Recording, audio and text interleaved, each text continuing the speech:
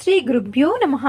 మనం నేడు చూడబోయే ఈ వీడియోలో 2024 సంవత్సరం నవంబర్ 3వ తారీఖు నుండి కార్తీక మాసం ప్రారంభం కాబోతుంది కదా. ఈ సమయంలో వృషభ రాశి వారి గ్రహచార ఫలితాలు ఎలా ఉండబోతున్నాయి, ఈ రాశి వారి ఈ కార్తీక మాసంలో చేయవలసిన దేవతా ఆరాధన ఏమిటో ఇప్పుడు పూర్తిగా తెలుసుకుందాం. సో వీటిని స్కిప్ చేయకుండా చూడండి. వృషభ రాశిలోకి కృత్తిక నక్షత్రం 2, 3, 4 పాదాల్లో జన్మించిన వారు, అలాగే రోహిణి నక్షత్రం 4 పాదాల్లో జన్మించిన వారు మరియు మృగశిర నక్షత్రం 1, 2 పాదాల్లో జన్మించిన వారు వస్తారు.